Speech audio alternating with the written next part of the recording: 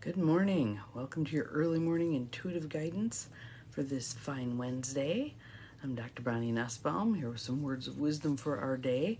And I have to tell you, you almost got to see me on my ear for this whole video because for some reason my flip screen was not working. So when in doubt, Google that shit. And so I put in, where is rotate screen on an iPhone? And it told me, and I went there, and it was not on or off, whichever one it's not supposed to be. Anyway, but then when I went back, it worked. So who knows? Who knows? Good morning to whomever has popped on. Glad you are here. Welcome. Happy Wednesday. So, interesting card for today and got me thinking. Good morning to O'Neill. Welcome. Glad you're here. Awesome, awesome. So anyway, you don't have to watch me do this on my ear. Good morning, Abigail. Hello, hello. So, and I don't know about where you are, but we had a half an inch of rain yesterday. Someone was saying we were supposed to get 2.5 inches, which I'm glad we didn't get that much. Good morning, Cindy. Welcome. But we had enough. We had enough. I love laying in bed and listening to the rain come down. So that was awesome. We have a card again. I was kind of surprised. Soul coaching deck, what your soul wants you to know, Denise Lynn. And so I thought to myself, what are we not getting? What are we not picking up on? What are we not appreciating as much as would be good? That here we are again, back at soul coaching. And then when I picked the card, I thought, oh, okay, that makes sense. And we've had this card recently. And I think the affirmation for today will point it all out painfully to all of us what's needed. So the word is passion. I passionately accept and love myself. So I'm going to do something with that. Just popped into my head. Let's do something with that. All right? So we're going to do some tapping. Let's start with a couple of nice deep breaths, though. In through the nose. Out through the mouth. In through the nose. Out through the mouth. Okay, starting on the side of the hand by the baby finger, the karate chop spot. Yep. I want you to say, even though I struggle with this, I deeply love and accept myself. Good morning, Gwen. We're going to do some tapping. Even though I expect perfection out of myself, I love and accept myself anyway. Even though I'm not quite sure how to adjust this, I'm willing to try. Inside corner of the eyebrows, I passionately love and accept myself. Outside corner of the eyes, I passionately love and accept myself. Under the eyes, I passionately love and accept myself. Under the nose, but what if I don't? Under the mouth, what if I'm constantly judging myself? Collarbone, what if I'm finding myself coming up short? Under the arms, but I'm willing to make a change. Around the crown of the head, because I passionately love and accept myself. Inside corner of the eyebrows, even if I don't totally believe this yet. Outside corner of the eyes, I passionately love and accept myself. Under the eyes, because under the nose, I am a divine child of the universe. Under the mouth, no less than the stars and the trees. Collarbone, I deserve to love myself. Under the arms, I deserve to treat myself well. Around the crown of the head, or crown of the house, whatever works. I passionately love and accept myself. Let's do one more round. Inside corner of the eyebrows, I passionately love and accept myself. Outside corner of the eyes, this is a work in progress. Under the eyes, but I intend to progress. Under the nose, I passionately love and accept myself. Under the mouth, I passionately love and accept myself. collarbone. I feel it in my heart and soul. Under the arms, I passionately love and accept myself. And around the crown of the head, I passionately love and accept myself. Nice deep belly breath in and out. And what do you notice? What do you notice? Just kind of scan your body. What do you notice? I notice a little bit of a hum. I notice a little bit of a lightness of the thought process. I notice a little more affinity for myself. Good morning, Angie. Welcome, welcome. We just did some tapping on I passionately love and accept myself. So let's see what else it has to tell us about passion and passionately loving and accepting ourselves. Card meaning, follow your bliss. Discover what you absolutely love to do or be, and then like an arrow directed to its target, don't let anything stop you from fulfilling your passion. Good morning, Mel. Welcome, welcome. Exuberant emotions are coming to you, perhaps in the form of a romance. I passionately love and accept myself. That's a romance, isn't it? And there may be others. Who knows? Your soul wants you to know. If you're having difficulty discovering what you're passionate about, go back into your childhood and remember what gave you joy then. Good morning, Carolyn. Welcome, welcome. The one that always pops into my head when we get this card and I read this is as a kid, putting my arms out sideways, closing my eyes, spinning around in a circle till I fell down and laughed. And my sisters and I would do that over and over and over again. It was fun. It was fun. It was fun. I don't want to fall down now because I don't think I'd laugh. But nonetheless, there's things to be gleaned from what did we love to do as kids. If you loved to dance as a child, sign up for a movement class. Better yet, put on music and boogie in the living room to your soul's delight. If you adored your crayons, then pull out those colors and splash their bright hues from one side of the page to the other, and maybe even be on the edge of the page, because what the heck, you're going to be the one cleaning up the mess anyway. Who cares? Good morning, Linda. Just saw you sneak past. Awesome, awesome. If you enjoyed observing the insects in your backyard, maybe sign up for a nature study course. Once you're clear on what you are passionate about, do whatever it takes to follow that. Don't wait until it's too late. Do you remember how as kids we would do stuff for hours? Hours and hours and hours. I remember my son was into dinosaurs and hours and hours of playing with plastic dinosaurs, or the coolest thing he did, I think he was like 3. I was planting garden beds, and it was just a little raised bed, and so I set him up in one section of the bed just to keep him occupied. He went and collected little stones from all over the place and made them into dinosaurs, like it was the vertebrae of the dinosaur's neck and whatever. Way cool. Somewhere I have a picture of that. I was like, wow, this is cool. And this was creative, and this was fun, and this was absorbing his time at that point. So what did you love to do as a kid? I loved lots of different things. Running, yelling, rolling down hills, climbing trees, making spaceships out of our tricycles and dandelions. And we talked about how high we were going to go, etc., etc. It was just what we did. And I worry about kids now because they're so on the phone that they don't use their creativity very much. We really need to, and I was just reading something on helping your kids kind of limit the amount of time they're on their phones. Also, there's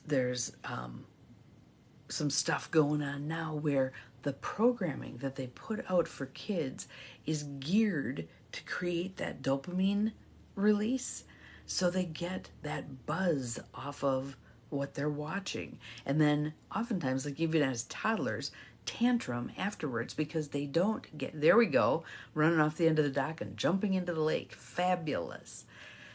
They're not getting the dopamine hit. So can you imagine we're raising a whole generation of kids, good morning Pam, welcome, who are addicted to that dopamine hit. I remember oftentimes saying, I'm bored. And my mom would go, good, go find something to do. And it wasn't screens. So what do we do with our kids now? Don't plop them in front of the TV to keep them busy. Yes, I know we've all got stuff we got to get done. See if you can conscript them into the process a little bit. Whatever it could be. You know, if it's picking stuff up, make it a game. If it's vacuuming, see if they can help you shove the vacuum around. I know it takes longer. I know it takes longer. I mean, I look back on those years of my life and wonder, how the heck did we get through that mess? But we really need, I think we're heading for a crisis here if we don't preempt some of the screen time that kids are indulging in. Do I want to raise a boring kid who doesn't know the latest whatever? Yeah, I do.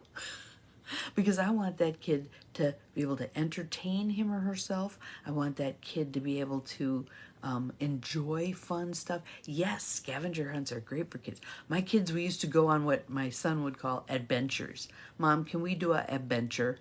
And so we'd get out their little plastic pails and we'd go for a walk and they'd pick up all manner of stuff, bugs and rocks and grass and flowers and whatever moved their little souls at the time. Let's do more of that. And as grandparents, we're in an amazing opportunity to do that for grandkids. What do parents not have time to do with them that we would have time to do with them? Let's take a walk. Let's go for a bike ride. Let's go sit in the park. Let's go throw rocks in the river. The things that parents sometimes don't have time to do. Grandparents can. Even if you're the adoptive grandparent. Like I have 2 granddogs, no grandchildren. But if there's a kid around, we can do stuff. Absolutely. Absolutely. And I go back to that idea that it takes a village to raise a kid. So grandparents from other kids pop in and take care of who's ever available. Okay, guys, let's all sit around, let's read a book. Whatever. All right? So, live your life with passion. Do it now. If not now, when? If not now, when? And I remember I had an argument with a friend of mine, a friendly argument, about, what was the word? Joy. Joy. And she was insisting that joy had to be this huge, loud explosion of glee. And I was saying, no, there can be little joys too. Watching a bug move across the pavement, that can be joyful. But I do think there needs to be a place for some more exuberance in our lives. I remember a friend this past Easter saying that she thought the congregation was just lackluster. There was no oomph there whatsoever. It was Easter. It was supposed to be celebratory, the rising, blah, blah. And she said, I was singing and the lady next to me was singing and it didn't sound like anybody else in the congregation. They were mumbling along with the songs. There was it was the rote response to the pastor, blah, blah, blah. It was just like there was no life in the congregation. And I think if we look around many of our circumstances, we're seeing that now. Looking around your work environment, as my sister would call it, the cube farm. Is there some joy there? Are there some people who are really excited about their jobs and doing what they do? Who are the people who are really motivated? One of the things I'm seeing, and I just set up a coffee date with someone who fits this category, are the young people who are organizers. They've got a mission, they've got a vision, they want to make things happen, and they're organizers. They know how to bring people together. Bee swarm. Awesome, awesome, awesome. That is great. We need the bees. We need the bees, yes. Laying on the ground, watching the clouds go by. Yes, feeling the wind. Yes, yes, yes. And there's no reason now that we can't, even if we can't lay on the ground anymore and get back up. Help, I've fallen, I can't get up. Sit in a chair. Sit in a chair. Take a chair out, sit. If it's a good cloud day, do that. I went for a little walk in the rain yesterday. That was nice. It wasn't pouring. It was just sprinkles, but it was nice to pay attention to how does this feel? How does this feel, the rain falling on my face? How does this feel being out in weather typically I would avoid? So what will you do to find your passion? What will you allow for today? Like we're supposed to get another, I think, 1/4 inch of rain. We got about a 1/2 inch. And maybe it's sitting and watching the rain, running like the wind, yes. And even if physically we're not able to run like the wind again, maybe we can run a little bit. Maybe we become a sprinter instead of long term, sitting on the porch during the rain. Fabulous. Awesome, awesome. What else? What else? Throw some out there. Singing at the top of your lungs in the car? Hanging your head out the car window a little bit, getting the breeze? We used to do that as kids. Now we're so strapped in, it's hard to do that, but for a moment we can kind of stick our head out. I like to put my hand out the window and feel the wind move my hand back and forth. That's cool. What else? What else? Laying on your back on your bed, looking up at the ceiling and going, what if the ceiling were the floor and the floor were the ceiling? What would I have to do differently to move around? Holding your hand out the window. Yes, yes, yes. That's a fun one. It's a fun one. Every once in a while, a bug might hit it, and that's like a shock. Passion. Passion. And can you see how when you're doing these kinds of things, you're far more in the moment, you're far more present, and when you're more present, I'm going to say you're better able to love and accept yourself because you're truly with you. When we're doing this stuff of obligation, when we're running chores, when we're whatever we're doing, oftentimes it's too easy to slip out of awareness, out of connection with ourselves. We can bring that back though. Okay, here I am standing doing the dishes. Some of us still do dishes, no dishwasher. What does this feel like? Put my hands in the warm soapy water. Grab your favorite board game, a deck of cards, and play a card game. Yes, yes. And my crowd here would roll their eyes at me about that one. But doesn't mean I can't do some things like even doing a card reading for myself. Looking up at the popcorn ceiling and seeing pictures. Awesome, awesome, awesome. Yes. So all manner of things. If you have textured walls, if you have like these oak doors, I love sitting and looking at the oak doors and seeing, okay, there's a dog and there's a cloud and there's a... You can see things in the pattern of the wood. Take time to do this stuff. And I know some people might roll their eyes and go, why are we doing this? This is dumb. This doesn't get anything accomplished. As if that's the only reason we're here on earth, to accomplish stuff. Do I look like an ant? Thank you, no. So, do some things that bring you joy, that bring you pleasure, that put you in intimate connection with yourself so that you do passionately. Card game, Dutch Blitz. I'll have to look it up. Awesome, awesome. You can passionately love and accept yourself. That is your mission for today.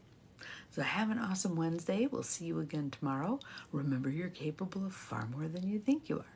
I'm thinking if it isn't too rainy today, we are actually going to go watch the sturgeon spawn because it is time. Visit a nursing home, quickly remind you of all your blessings. Yes, yes, yes, yes. And find some fun people at that nursing home to talk to and chat with someone.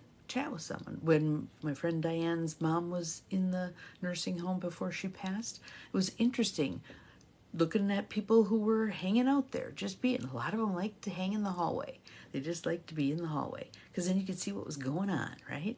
So have an awesome Wednesday. See you tomorrow. Know that you are capable of far more than you think you are. And today, I'd like you to practice passionately loving and accepting yourself.